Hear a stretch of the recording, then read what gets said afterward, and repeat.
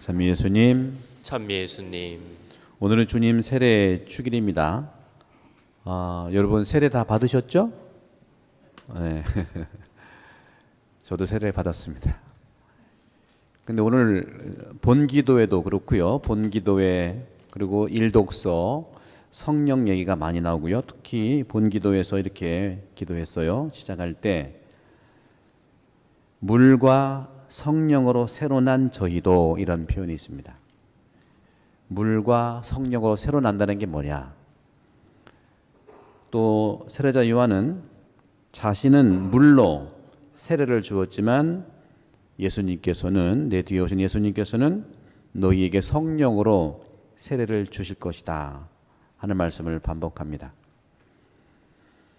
물과 성령, 어떤 걸까요? 물은 물로 세례 받는다는 것은, 여러분들은 물과 세례 다 받으셨어요. 물 받고 그다음에 기름 불로 이렇게 발라드린 게 성령으로 받은 거거든요. 안수해드리고. 따라서 우리 그리스도교의 세례는 물과 성령으로 받는 세례인데, 물로 세례 받는다는 건 뭐냐? 첫 번째는 자기 정화를 얘기합니다. 자기 정화. 물은 나를 씻는 거잖아요, 그죠? 불교에서도 열반 뭐 이런 것도 다 열반하기 위해서 내가 씻어야 돼요.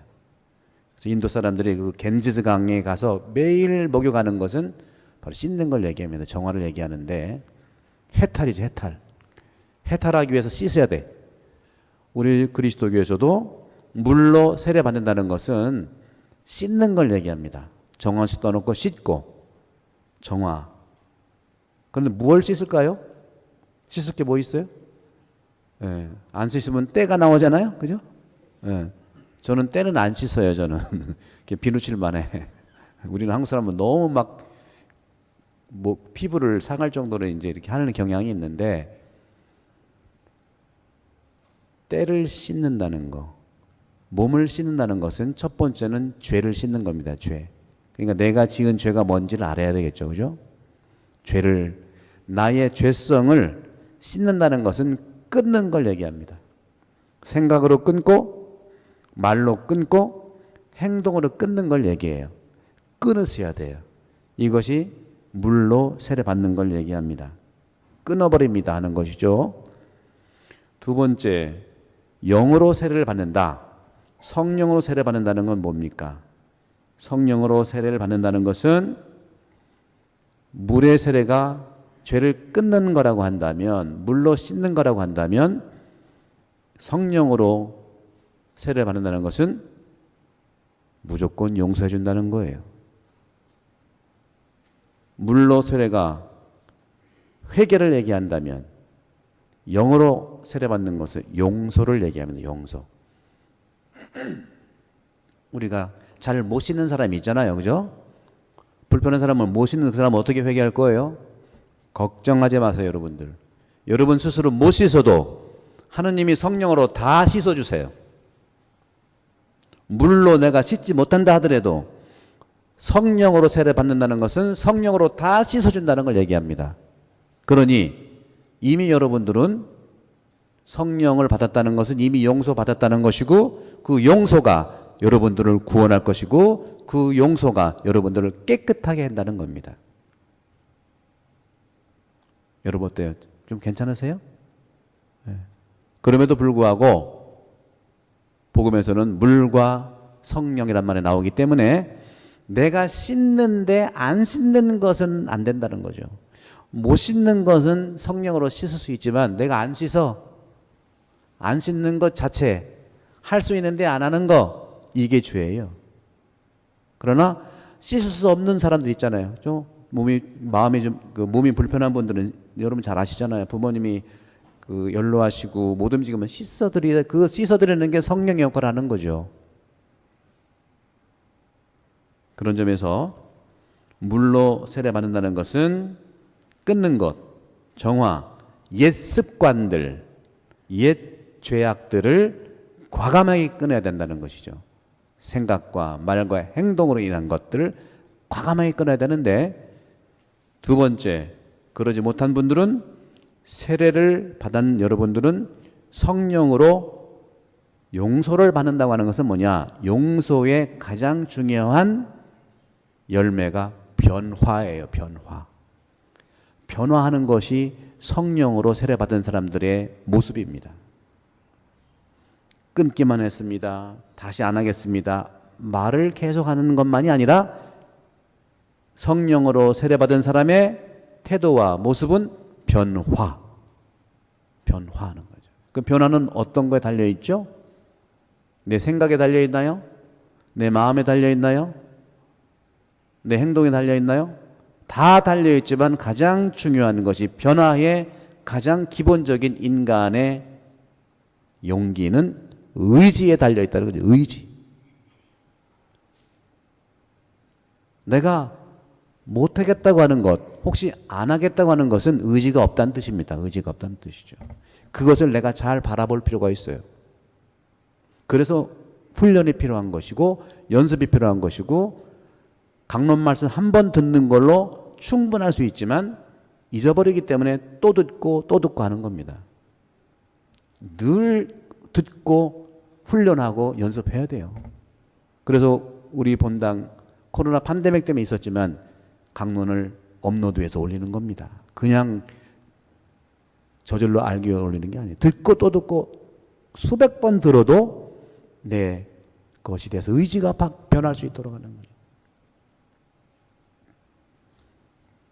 그런 끊어버리는 것과 변화하는 것에 대한 의지에 관계되는 것은 오늘 복음에서 얘기하는 복음에서 만나는 세례자 요한과 예수 그리스도의 태도를 통해서 공통된 태도를 통해서 내가 끊을 수 있고 내가 의지를 가지고 변화할 수 있다는 겁니다.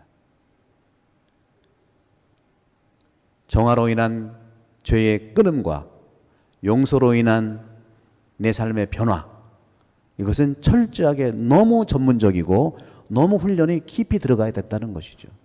거기에 여러분들 염려하지 마세요. 오늘 예수님의 모습과 세례자 요한의 모습을 통해서 이 정화와 이 용서, 끊음과 변화가 의지가 당연히 될 수 있는 것은 가장 밑바닥의 겸손입니다. 세례자 요한의 핵심 삶의 가치도 겸손이고요. 예수님의 가장 핵심 가치도 겸손이에요. 예수님이 죄를 안 졌기 때문에 세례받을 이유가 하나도 없어요. 예수님은 물의 세례를 받았어요. 세례자 요한은 성령으로 세례 줄 능력이 없어요. 정화할 수 있도록 모든 죄인들이 받는 세례를 예수님이 와서 받았는데 예수님은 받을 이유가 없지만 연대하기 위해서, 죄인들과 함께하기 위해서, 죄인들과 더불어서 함께 주님께 안내하기 위해서 세례를 받았고, 그 세례 받는 순간 하느님께서 성령을 부어주셨기 때문에 예수님도 물과 성령으로 세례를 받은 겁니다. 오늘 복음이 그거 아닙니까? 세례를 받고 올라오는데 하늘이 갈라지고 성령이 비둘기처럼 내려오시면서 하늘의 소리가 들렸잖아요. 너는 내가 사랑하는 아들, 내 마음에 드는 아들이다. 이것이 물과 성령으로 받은 세례를 받은 사람의 하느님의 목소리라는 거예요. 하느님은 예수님한테만 그러는 것이 아닙니다. 우리가 세례 받은 사람으로서 하느님 마음에 드는 사람이 됐고 사랑하는 아들이라는 이러한 격려를 받는 것이죠.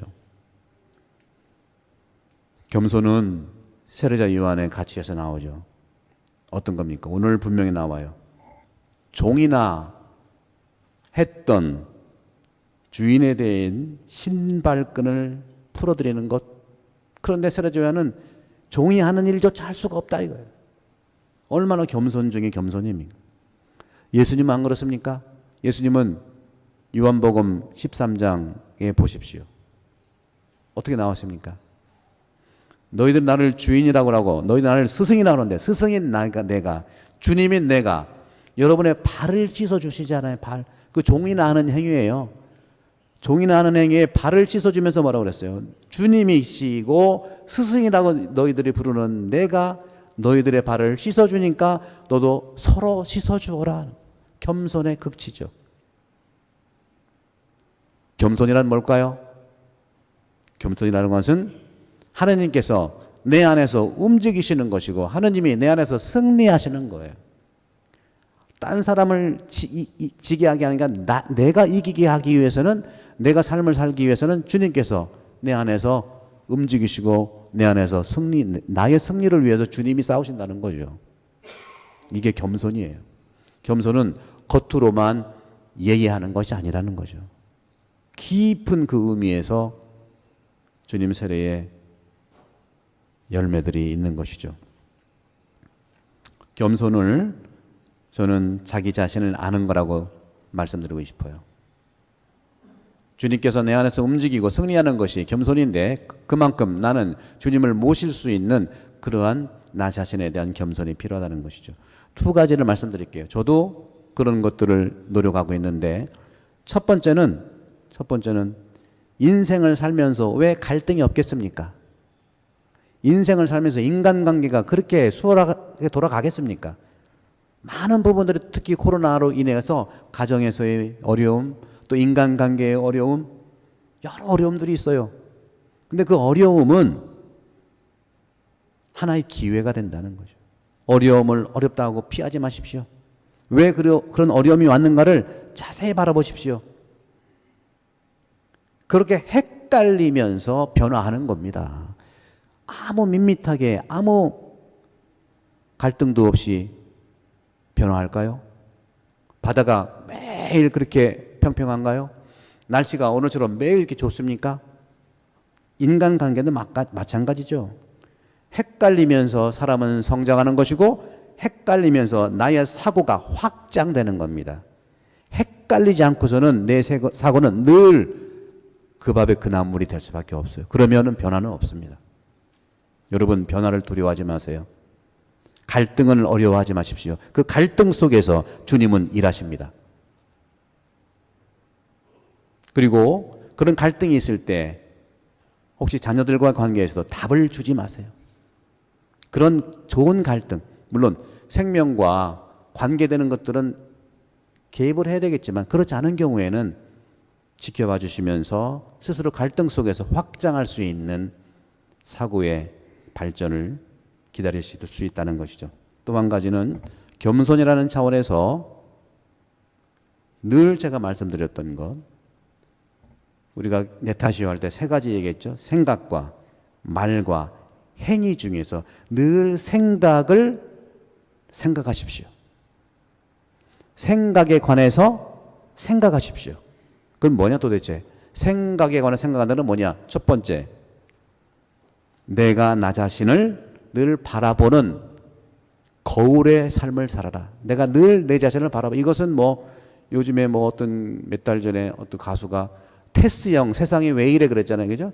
테스가 누구죠? 소크라테스예요. 소크라테스 뭘 얘기했죠? 너 자신 알라는 거죠. 나 스스로를 알기 위해서 거울처럼 자신을 바라보시기 바랍니다. 저도 늘 바라봐요. 두 번째는 그런 자신을 믿어주세요. 내가 나를 못 믿으면 누가 나를 믿겠습니까? 세 번째, 그럼에도 불구하고 부족한 내 자신을 받아들이세요.